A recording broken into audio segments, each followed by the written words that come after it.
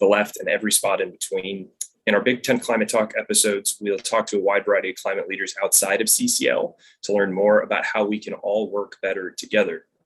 For those of you who don't know, I'm Kyle Kammien. I'm the Senior Business Relations Representative in the DC office. My work focuses on building the coalition of business and industry partners in our Big Ten. Overall, our DC team keeps a pulse on what other organizations are doing and finds ways that CCL can collaborate or work with them. It is my hope that our session today gives you a taste of how our team's conversations with other organizations go. For our episode today, CCL is pleased to be hosting a conversation with Hugh Welsh, President and General Counsel of DSM North America. But before I officially introduce Hugh, a few gentle reminders. As CCLers, we love our focus and we're open-minded. So today's focus is on listening to and learning from the experience of fellow climate advocates. If you bump into a moment or a reaction where someone shares something that you feel or think differently about, lean into it, see it as an opportunity to learn about the larger climate movement and better understand a different perspective. In that vein, building support for the policy we support will require the biggest and broadest coalition possible. And that's the reason we want to host conversations like this. Learning from each other and working together is how we get the job done. So with that, I'll introduce today's guest and share a little bit more about Mr. Welsh. Hugh Welsh serves as President, General Counsel, and Secretary of DSM North America. DSM develops, manufactures, and sells nutritional and food ingredients, biomedical materials, specialty plastics and resins, fibers, and renewable energy. Welsh serves on several DSM global and regional management teams and has direct responsibilities in DSM's nutrition and food specialty operations, as well as legal, government affairs, communications, corporate partnerships. I'm not sure how he gets it all done. It's quite a lot. And before joining DSM, Hugh worked for the American Standard Companies, Carter and English LLP, and others. He currently serves on the board of directors of numerous organizations and is involved with the U.S. Chamber of Commerce.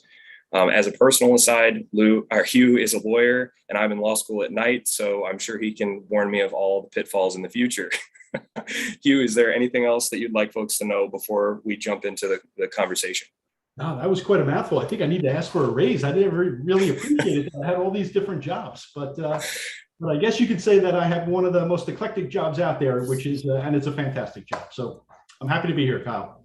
Well, we're really, really pleased to have you and to have somebody from DSM, since both of our organizations, recognize the power of how a carbon price could effectively reduce carbon emissions. So with that, I want to, jump into our conversation. So Hugh, our first question that we like to start off with is, how did you get involved in the climate movement and the climate space? What brought you into this policy area? Yeah, I mean, for my whole life, I've been very much into the outdoors. As you can probably tell from my red face, I spend a lot of time outside every chance I get. I'm a big surfer, fisherman, hiker, and it's been that way, since I was a little kid. I've always spent a good deal of time outside and in the outdoors. Even here in New Jersey, believe it or not, it's a beautiful place, both the beach and the mountains. And I think anybody who really enjoys the outdoors always feels this sense of stewardship over the ocean, over the rivers, over the mountains. But I can tell you candidly that beyond sort of participating in Earth Day events and some other things, I really didn't see how my personal passion and professional skill sets as a lawyer really had any application in the climate movement. And so, I carried on as I think all of us have done, just doing my job, assuming that the NGOs and the government were going to take care of everything. And then about 18 years ago, I started to work for DSM. And as you mentioned at the outset, it's the largest nutritional ingredient company in the world. So we make all of the letter vitamins you're familiar with, like vitamin C, vitamin E, vitamin D, carotenoids, enzymes. And I spend a lot of my time, and I spent a lot of my time in my early years working with organizations like the World Food Program or USAID or UNICEF on dealing with hunger issues around the world or dealing with micronutrient deficiency issues around the world. And, I've helped stand up some new businesses in Kigali, Rwanda. We're looking at places like Ethiopia. In the past, we've been in Guatemala. And one thing that became very apparent is the intersectionality between nutrition and hunger challenges and climate. And that when you go to different parts of the world, you can see communities who are already challenged from a sustenance perspective being very challenged by the consequences of climate change. And recognizing that in DSM, we began to address not just nutrition issues around the world, but climate issues as well. I think another part of that really cemented it for me was working for a Dutch company. So DSM is headquartered in the Netherlands. If any of you have traveled to the Netherlands, about a third of the country is below sea level. It's a community that's been collectively fighting the rising seas for centuries. And you really have a sense when you spend time in the Netherlands, the urgency of now when it comes to climate, in that the sea is rising, more of the country is being inundated with floodwaters, more things have to be implemented. So, that's kind of how I became passionate about it. And then getting to spend time in Washington, I began to realize that, you can actually do something beyond writing a check to an NGO or showing up for an Earth Day event. Well, that's really fascinating. Thanks for sharing. I couldn't have imagined that your work would bring you so much intersectionality between the focus of DSM's day to day and the climate as well. So that's really fascinating. Thank you for sharing that. And you just kind of touched on it as you were answering that question, but what projects and areas of focus specifically, on climate is DSM working on or focused on? Obviously, you talked about the intersectionality of nutrition. Can you expand on that a little bit, or? Yeah, our whole strategy at DSM, the fundament of what we do, our purpose that resonates through everything from where we invest our money, the companies we acquire, the R&D we fund, the type of people we hire, how we compensate those people, is all tied to solving some of the world's biggest problems. One of them is micronutrient deficiency, another is climate change. And so you'll see in the company this edict over and over and over again. We improve, we enable, and we advocate. And so we work every day to improve our own operations from a climate or sustainability perspective. And just some quick examples on how we might do that here in North America. We built the second largest net metered solar field east of the Mississippi to run our Belvedere, New Jersey plant. It's a 66-acre solar field on our property. During peak sunshine in June, it can run all of the electricity needs for that facility. And we've built similar facilities at places like King Street, South Carolina. Just 2 weeks ago, I signed a deal that brought all of DSM's operations in North America, and we have 38 sites across North America, into 100% renewable electricity immediately, 3 years ahead of schedule. And so, we do things like that to improve our own operations, but we also see it very important to enable our customers to improve their operations. And so, we spent a lot of R&D money, a lot of R&D money, in developing things like a new feed additive called Bovaer. And what Bovaer does is it can reduce methane emissions from burping cows by up to 90%.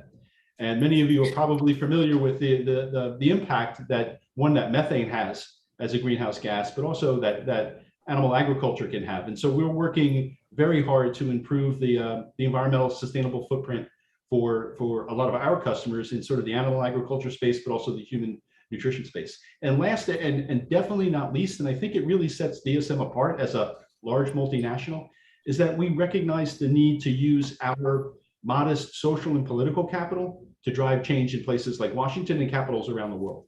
And so you'll see quite a few other companies advocating on issues that are important to the company's bottom line.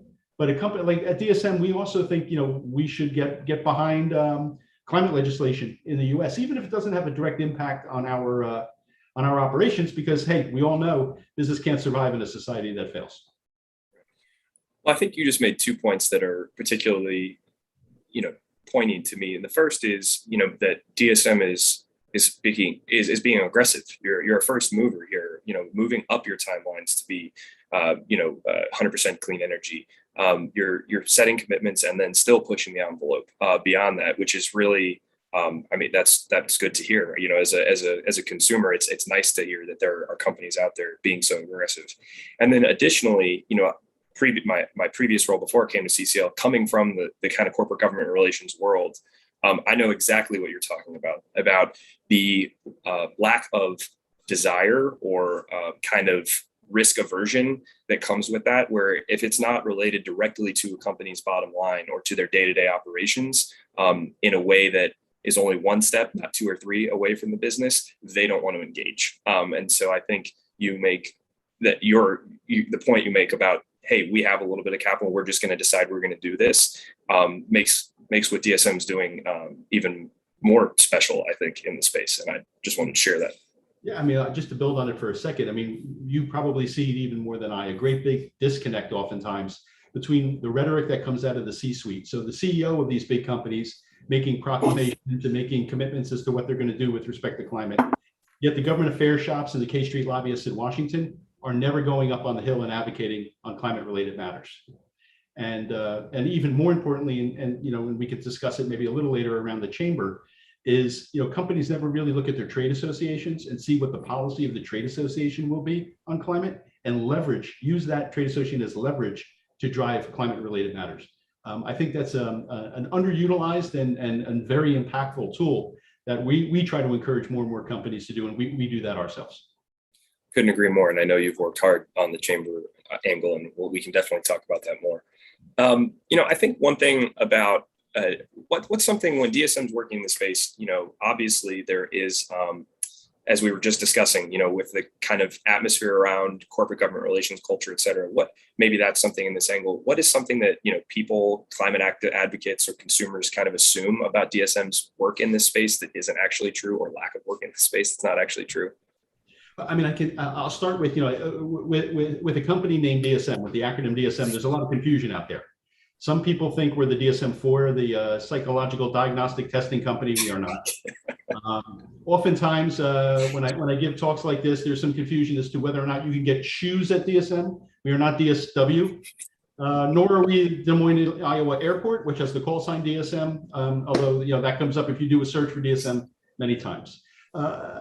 Putting all of that confusion aside, and just to let you know, the acronym actually stands for Dutch State Mines, which is very ironic. A former coal mining company is now a leading advocate for climate change. Yes, ironic. Put that up there right now. But no, one of the big areas of confusion that I find a lot of times, particularly when I'm talking to consumers or citizens, folks really outside of the climate lobby arena day to day, is companies just don't only pursue profit. Companies just don't only pursue financial interest or shareholder returns. It's possible to be a company that serves all stakeholders equally. So that feels a responsibility, of course, to shareholders, but also to employees, to customers, to vendors, to the community, to the environment, and makes its decision looking at all of those things equally. And DSM is one of those companies. Now, we have the benefit of being a Dutch headquartered company, and you're going to learn in law school, Kyle, that in the States, companies have a fiduciary duty to their shareholders, full stop, under Delaware law. So we don't have that at DSM. And that enables us to make decisions based on things more than just short-term profit. Ironically, we've been on this journey now, a very ESG climate-focused journey for 15 years. And if you take a look at DSM share price, our total shareholder return over that period is extraordinary. And I think it's because of our sustainable business practices and the way that we look at our business long-term at the planet as well, and not just to drive short-term profit. So I think that's one of the areas where there's still a lot of disconnect, and I'll leave it right here. Sometimes I worry that climate advocacy can be used as a proxy war against capitalism. And I'm very concerned about that, because I think that capitalism at the end of the day is going to be one of the key drivers of solutions to climate change going forward. And I think that's an interesting point, especially if we're talking about market-based mechanisms, right? Those are rooted in capitalism. So if we're going to use a market-based mechanism to drive climate action, that's going to need to, be on the table. So I think it's a very good point you make. So on that note, right now, obviously, is a big moment for climate. What is, DSM doing today, this week, this month, in this kind of environment we're in right now, where opportunities to take bigger action on climate are here? You've already kind of touched on some of that, I realize, with signing the deal recently for 100% renewable energy. Are there a couple other things that you could share in that vein? I mean, just using that sort of improve, enable, advocate prism to look through. We just did our second quarter earnings a couple of weeks ago, and which were good, and we're grateful for that, and very, very happy that our employees are healthy and able to deliver those results. But we also made some announcements around sustainability, and we doubled the price on carbon that we had within DSM. So for the last 5 years, we've had an internal price on carbon of 50 euros a ton. And what that means is we apply that price at all of the financial calculations that we make to make business decisions, to build a business case around doing a merger and acquisition deal, a large capital project, build a new plant. We doubled that from 50 euros a ton. It's now 100 euros a ton. And that's a significant price. It's a significant price, and that is going to have a significant impact on business decisions we make near term and long term. But we're pretty confident that there's going to be a price on carbon globally in the not too distant future, and we don't want to be stuck with stranded assets. Another thing that we announced is we've radically accelerated our own sustainability targets with respect to water usage, solid waste usage, greenhouse gas emissions. We had targets that we wanted to achieve by 2030. We've now pushed them up to 2025. And I'm pretty proud of what the company's doing, what the company continues to do. This week, we've been very busy, and I'm sure a lot of folks that might be listening to this have been busy as well, making some phone calls to Washington, first on the House side, to get, at least ensure that the climate aspects of this Build Back Better legislation remain, and now on the phone on the Senate side to try to make sure that all of that comes to pass there. That's going to continue to be busy, I think, for the next couple of weeks. And then, of course, everybody's preparing for Climate Week in New York, but also COP26 in Glasgow in October. And knowing that it's great that we can do some things here in the States, and it's great that we have some momentum. But unless we do this collectively as a global community, it's just not going to work. Yep, no, I think we CCL can agree with that strongly. And I will share.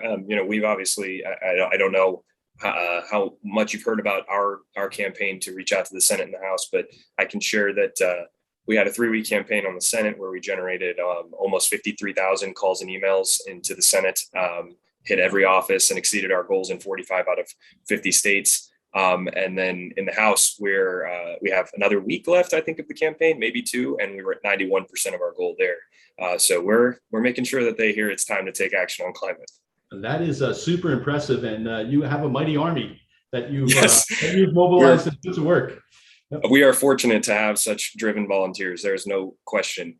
So on that note, on CCL's efforts, on your efforts, I know. I personally know that you have been, an advocate for CCL's efforts for some time. What are your personal thoughts and your organization's thoughts on how we can best be in the movement together?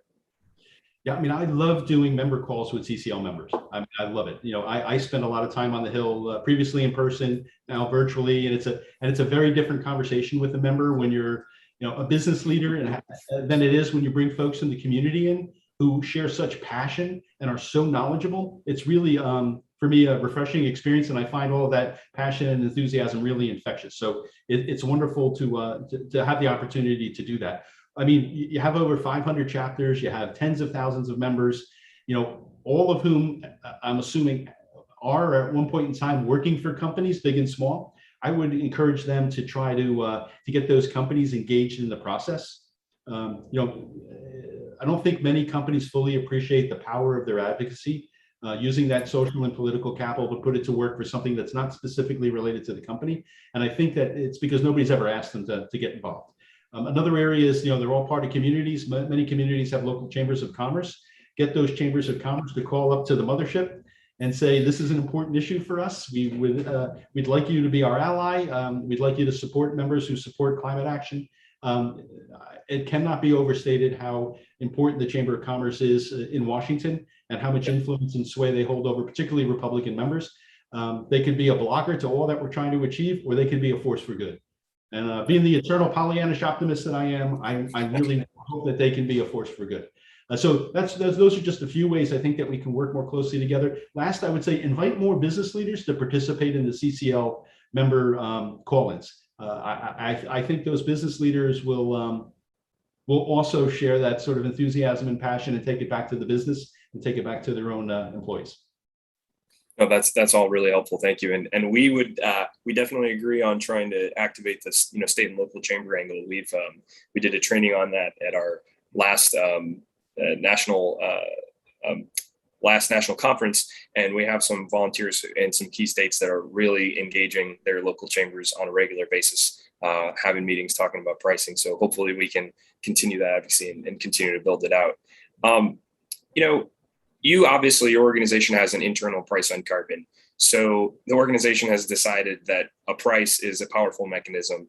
When you think about the conversations in the United States Congress right now around pricing in particular, but generally, the major climate aspects, what would your ideal or preferred way of designing an ambitious climate policy look like?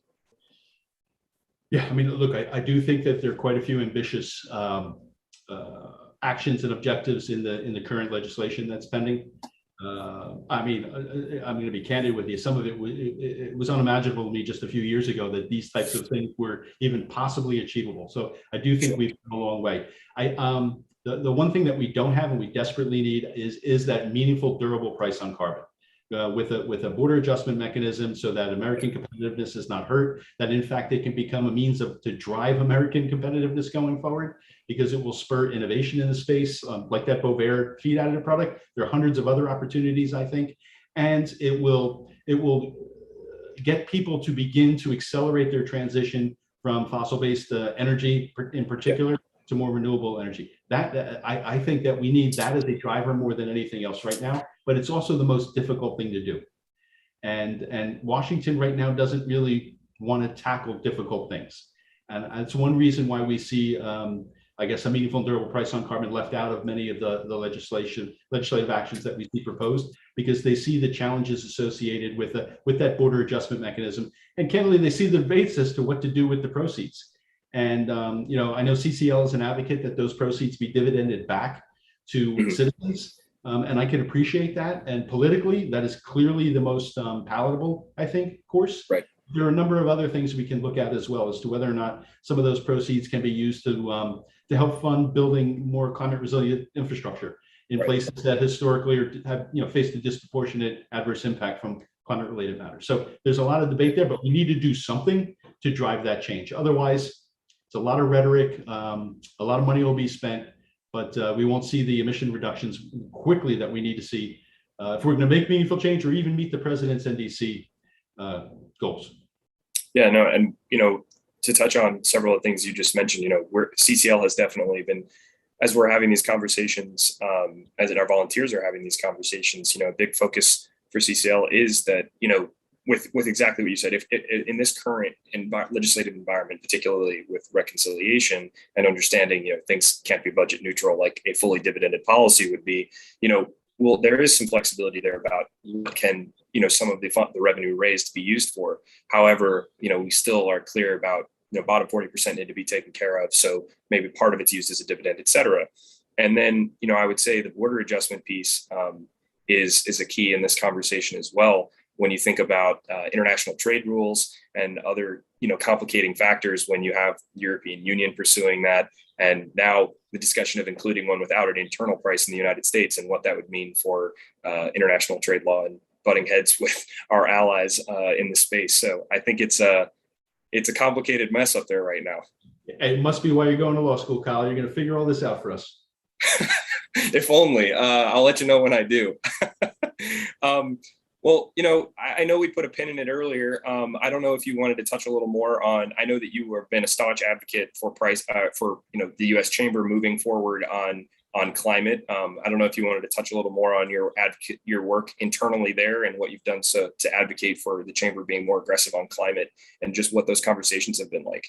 Yeah, we continue to push. We stood up the Climate Solutions Working Group. There was a handful of Chamber members that decided rather than take Senator Whitehouse's invitation to quit the Chamber, which was well-meaning and well taken. We decided that maybe it made more sense to try to come together and demonstrate to the Chamber what we all know is that tackling climate is good for business and good for America.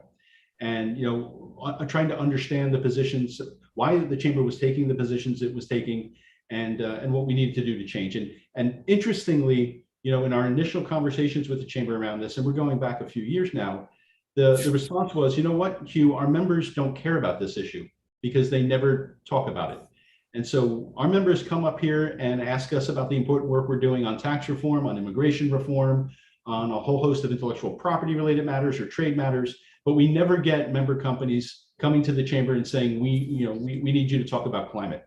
And so, that was an eye opener for us and a fairly easy solve. So we started encouraging more and more Chamber members to give them a call, to let them know that this was an important issue for them, was an important issue for their business, and that they want the Chamber to take a more progressive approach. That resulted in the Chamber standing up its own climate task force about 2 years ago during Climate Week in New York at the Concordia Summit, which I saw as a pretty important event, where you had both Senator Whitehouse and Neil Bradley, the Chamber's head of policy, sitting together talking about what they might possibly do together going forward. And it was a good event, and the chambers had a number of different climate task force events, even this week, to talk about the reconciliation package. But for all the progress we've seen, a lot of it's been rhetoric, and we need to see more. And so I think you're going to see more and more member companies and more members of Congress really pushing the chamber to say, just don't be a blocker when we're coming down the path. Don't be a blocker with respect to the Republicans. Many of them want to take action on climate. Don't stop them. Don't block them. And if you can find a place to be an advocate, that would be helpful as well. So the work continues. We never thought it would be easy. It's proving that to be that's the case. And I would encourage everybody, as I mentioned earlier, talk to your local chambers. Let the chamber know that this is an important issue. Talk to the companies that you work for or that you buy from, and say, this is an important issue to us. Let the chamber know that it's an important issue to you. And look, the chamber, like any big organization, the Congress, be it DSM, is going to be responsive to its constituents. And if they hear that this is an important issue, they're going to act. Well, that's great to hear. And you touched on something there briefly that I think one of the volunteer questions will tie into nicely when you said not just all talk. And one of the volunteer questions is, how should we deal with or address, corporate greenwashing? And I think that those are aligned. So, so I wanted to see what your thoughts were on that question. Yeah, no, and it's at, I don't know if I can even use this word in the COVID area, but it's at epidemic proportions. Greenwashing, virtual signaling, all of that. It's hard to find a publicly traded company now that doesn't have statements related to climate. It could be we are all in group, which we're part of, and they're doing good work. What I would encourage folks to do is look at their annual reports, and companies that are sincere have what we call integrated annual reports, where they're going to report out not just their financial results, but they're also going to report out how they're doing against a whole host of ESG related metrics. And it could be things like, greenhouse gas emissions or water usage or energy usage or inclusion and diversity metrics, things like that. Companies that are sincere will report out on how they're doing in these areas. I mean, it's an old management axiom, right? What gets measured gets managed. You'll find that. The second thing to look for, and you're not going to find it in many companies yet, but I know that it's coming, is how do companies pay their people? So, DSM was pretty radical in this respect 10 years ago when we decided that half of the short-term and long-term incentive for all of our executives, we have hundreds of executives worldwide, so half of their bonus and stock options would not be tied to financial targets, it would be tied to sustainability targets. And you'd be shocked at how fast management decisions change when you're touching people's money. I think we'll see more and more companies begin to compensate their executives who make these big strategic decisions, not just on delivering short-term financial results, but doing these other things that are going to drive the change we need to see in the community and in the planet. That's what I would look for. And you can find it if you look for it.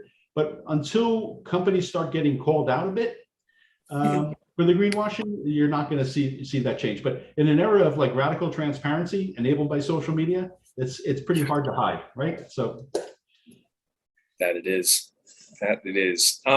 Well, that was super helpful. And I think knowing what tools are at your disposal to kind of identify these things is important. So I really appreciate that insight. You talked about this a little bit earlier, and this is another question from our volunteers. And it seems to me that the answer is the Netherlands, but they ask, is DSM's climate policy driven more by the Netherlands than the US?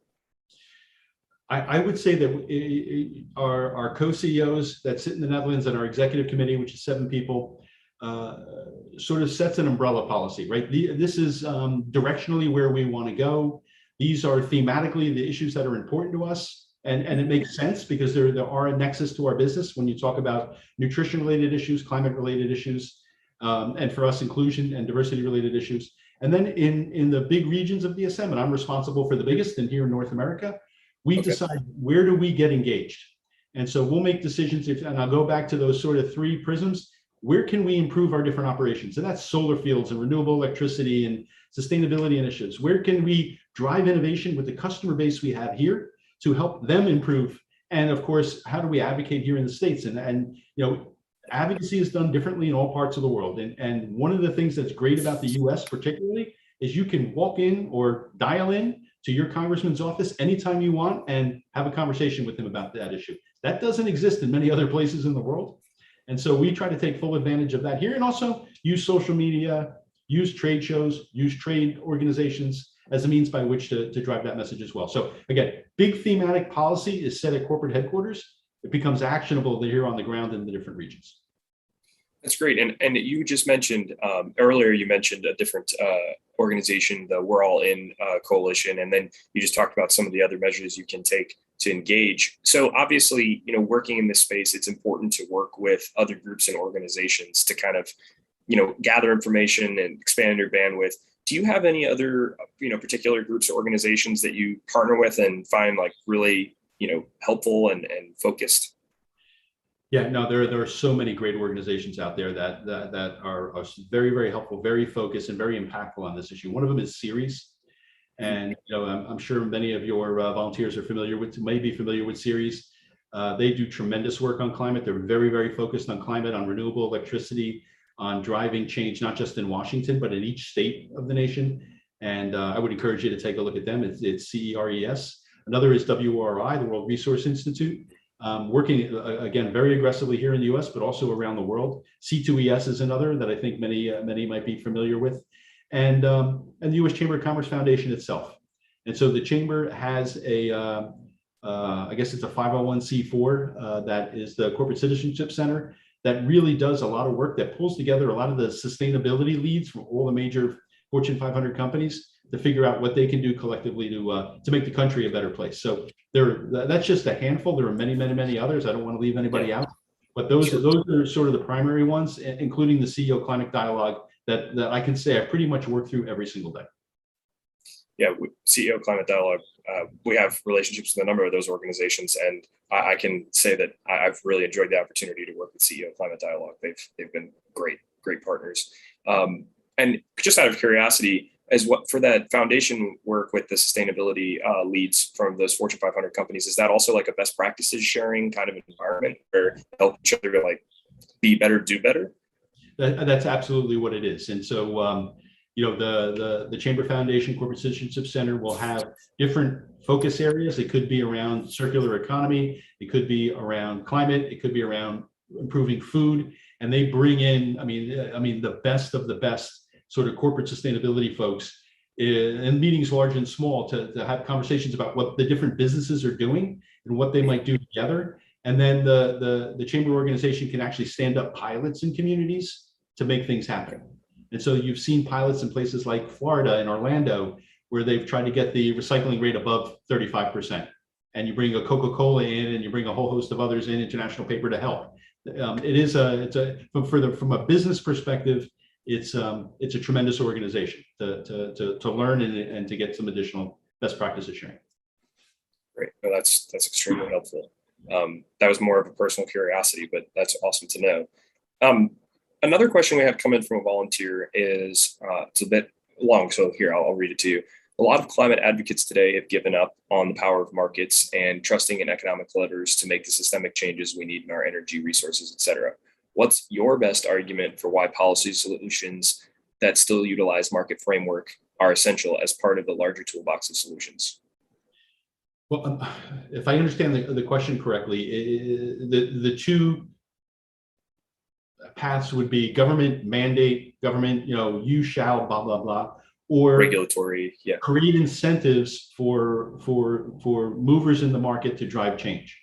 I think that's correct, yes. Yep. And I would say historically, government does a very poor and inefficient job from a regulatory perspective in driving the change that we need to see. And there's usually a whole host of unintended consequences that aren't particularly, I would say, palatable to many citizens, and particularly the business community. It's a very, I know, ambiguous way for me to say that. On the other hand, if you create incentives for companies to make investments in new solutions, and you create incentives for companies and consumers to choose this new solution over an existing one, that's how change happens fast. And people, I don't think, fully appreciate how much we are incentivized today to use fossil fuels, that it is an intensely subsidized industry. And and DSM's biggest business is not in renewable energy at all. But I have a lot of colleagues that work in those spaces, and it's a major point of frustration for them when they see critics talk about removing incentives from biofuels or wind power or hydroelectric power because it's not a level playing field. And so, I think if we want to disincentivize the behavior we don't like, we tax it. We do that today, right? With cigarettes and with alcohol and a few other things. If we want to encourage business to make investment, we incentivize them. And we can do that through production tax credits and investment tax credits, a carbon price, and a whole host of other things. If we want business to do nothing, to drive no innovation, to create no new jobs, we saddle them with more regulation. And, I appreciate different perspectives on it, and I'll tie it all the way back to something I said earlier. Capitalism is the way out of this, although capitalism is currently under attack for creating a lot of the challenges that we're all collectively confronting today. Well, and you just pointed at it's funny, it's almost as if you predicted this next question that's from a volunteer. The question was around the International Science Council saying that the problem is fossil fuel subsidies, and their question was, has the Netherlands been successful in eliminating fossil fuel subsidies, and can we learn to do the same in the US? And I think you kind of just touched on a key problem with fossil fuel subsidies and what that means for the transition to clean energy. Yeah, no, I mean, I can't speak to what the Dutch government's done with respect to fossil fuels. They do currently have a very large fossil fuel company headquartered there called Shell. And interestingly, they used to have another called DSM, but we got out of that business, it's got to be 60 years ago.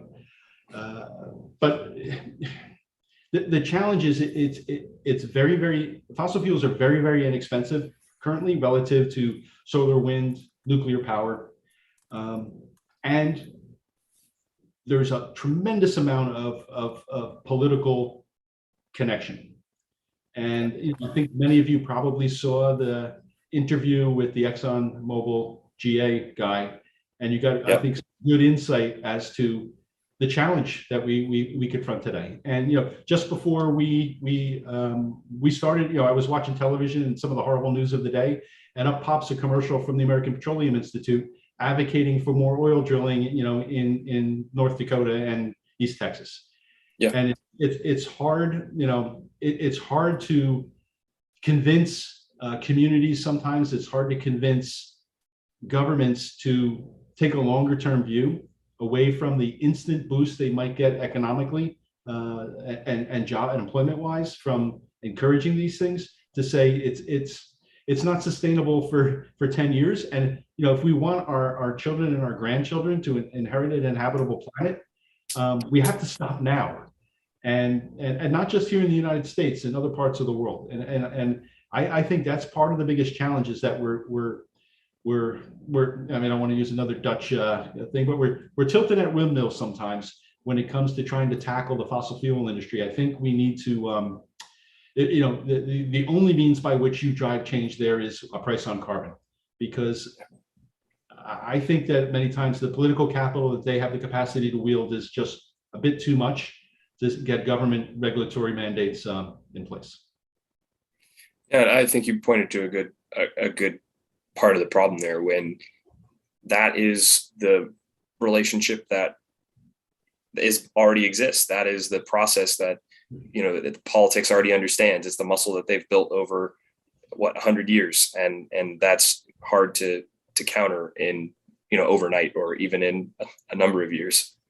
It's another way. I mean, I love to use DSM as the example of the belief that there's hope, right? We were Dutch state mines. We were a state-owned coal mining company for decades, and because of that other company in the Netherlands to the north that used to harvest seashells and then discovered natural gas in the North Sea, the company realized that it had to change its business. And over the years, DSM, the mines were closed. DSM got into industrial chemicals like toluene and benzene. There was no future there, and consistently divested businesses, acquired new businesses. And once it set its strategy to saying, let's be in the businesses that are solving problems, some of the world's biggest problems, because they need to be solved. And you know what? There's probably good business in doing it. Our share price has gone through the roof. Our employee engagement is at all-time highs. I've repurposed the acronym to stand for do something meaningful, because that's what we do every day. But it's a great story of how even today, some of these super well capitalized fossil fuel companies can begin that evolutionary process away from oil, gas, coal, to doing things like nutrition, healthcare, clean energy. It can happen. It's not going to happen overnight. What they need, though, is that catalyst. And that catalyst comes in the form of a price on carbon.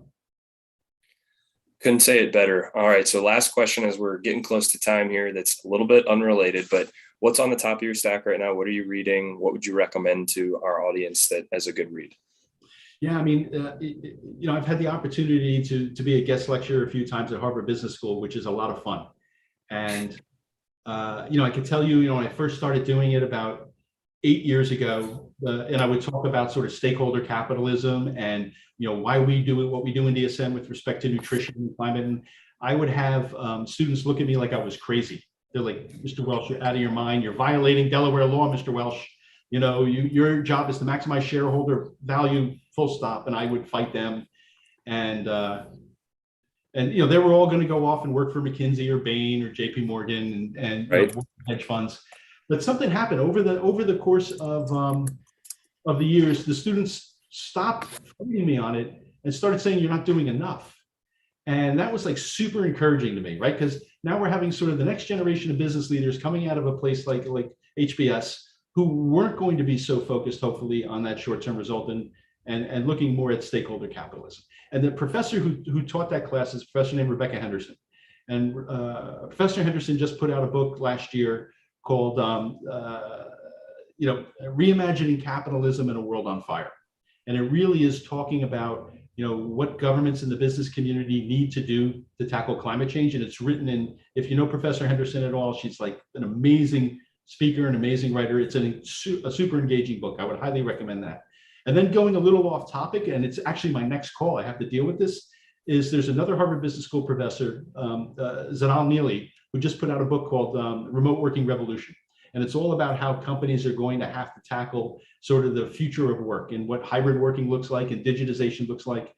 And, I know we as a company are tackling that, and that's all been accelerated as a consequence of the pandemic. It's an easily readable book with a lot of great tips and tricks that I'm going to pass on to my leadership team in about half an hour now. Well, I haven't read either of them, so I'm going to have to put them both on my list. That first one sounds perfect for me on personal and professional level. So I'm going to have to give that a read. Well, we've reached our 45-minute mark. This has been a great conversation. For everybody that's listening and watching, here's a brief reminder of where you can find today's recording to share with those who couldn't join us live, as well as our education director, Brett Cease's email, if you have any questions, comments, or feedback. Lastly, there's also the websites for Citizens Climate Lobby and DSM if you'd like to get more involved and active, as well as the registration link to sign up for future month's talks. We'll be back next month at the same time and place. And thanks again to our special guest, Hugh, and all of the just terrific work that DSM is doing and for sharing so much with our audience today. Thanks for the opportunity. It's been fantastic. And if you want to come do something meaningful, come join DSM.